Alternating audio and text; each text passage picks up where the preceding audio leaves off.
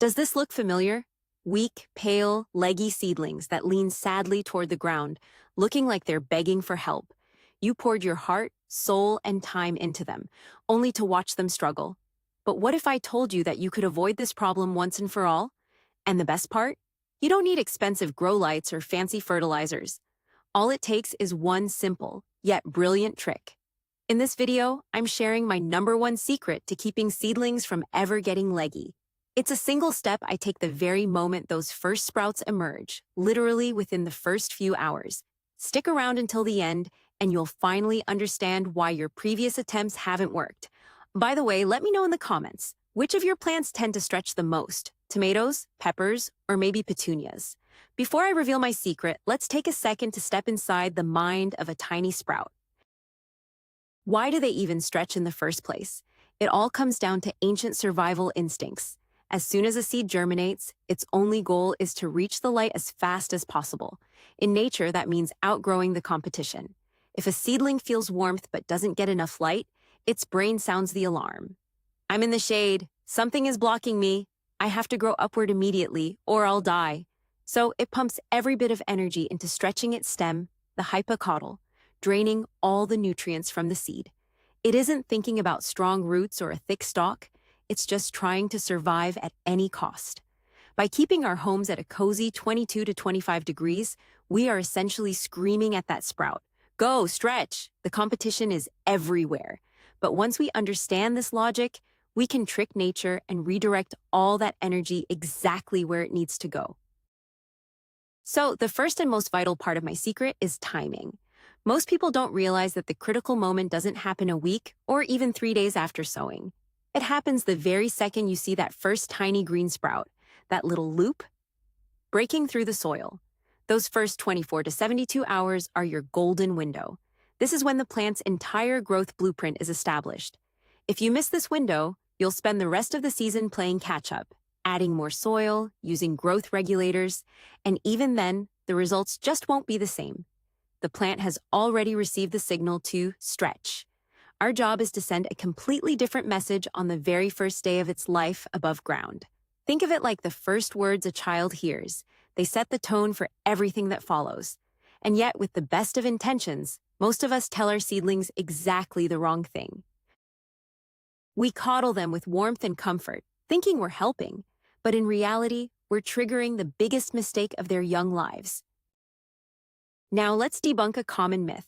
Most people think, my seedlings are getting leggy because they need more light. I'll just put them under the most powerful grow light I can find. So they do exactly that.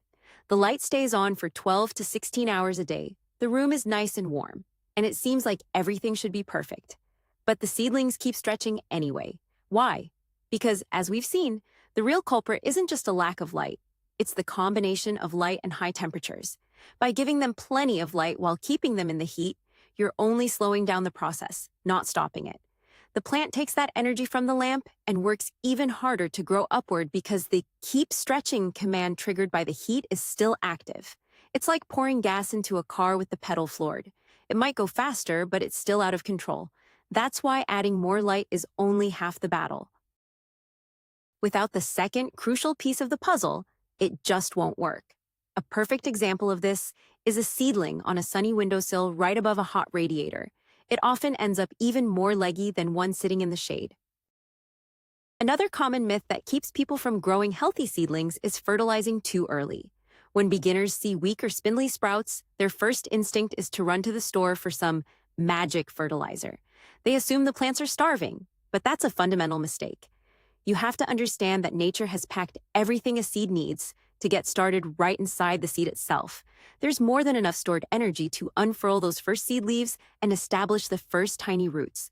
By interfering with fertilizers during this delicate stage, the best case scenario is that you achieve nothing. But in the worst case, you'll end up burning those tender, newborn roots with harsh chemicals. This causes extreme stress and can easily kill the plant. Hold off on fertilizing until you see the first pair of true leaves, not just the initial seed leaves. Until that moment, any extra food is essentially poison to the seedling. Remember, in the beginning, they don't need food. They need the right environment. Don't try to feed a newborn a steak. We've finally reached the heart of the problem. The biggest threat to strong seedlings isn't what you might think. It's not a lack of light, it's not hunger, and it's not disease. It's actually the very warmth we find comfortable. Temperatures between 22 and 25 degrees Celsius, the kind of room temperature we love, act as a distress signal for a newly sprouted seed. This warmth mimics the conditions of deep undergrowth. Where the ground is warm but the sun is blocked by taller plants, the sprout doesn't realize it's sitting alone in a pot on your windowsill. Its genetic programming simply screams, "It's warm, but there's no sun. I must be trapped in the shade." This triggers an irreversible survival mechanism. The plant stops focusing on its roots and pours all its energy into stretching its stem toward the missing sun. As a result, you get a long, spindly, unstable stalk supported by a weak, tiny root system. These plants are incredibly fragile. They break easily, are prone to diseases like damping off, and will never produce a bountiful harvest. Our mission is to break this destructive cycle of too much heat and not enough light. And now, we've reached the turning point, the single most important step in the process. The moment I see even one or two tiny sprouts starting to hook through the soil, I move them. I don't wait for the rest to catch up, I act immediately. I take the container from its warm germination spot and relocate it to the brightest, yet coolest place in my house. The goal here is a sudden, drastic shift in environment. Ideally, you want round-the-clock bright light with temperatures between 15 and 18 degrees Celsius during the day, dropping even lower to about 12 or 14 degrees at night. This temperature shock completely resets the plant's internal programming. The warmth that acted as a catalyst for upward growth is gone, replaced by the chill. Timing is everything. If you see a sprout in the morning, it needs to be in the cold by evening. If you spot one in the evening, don't wait until morning. Move it right then. A delay of even a day or two in the heat can be a total disaster. Why does this method work so flawlessly? Let's dive into the science behind it. What actually happens to a plant when it moves from a warm environment into the cold, while still receiving plenty of light? It receives a clear signal. There's plenty of sun and no competition, but it's chilly. No need to rush. It's time to build a foundation. The cool temperature acts as a natural growth regulator, putting the brakes on upward growth. At the same time, the bright light provides the plant with a massive boost of energy through photosynthesis. So, where does all that energy go if it can't grow up? Exactly, it goes down.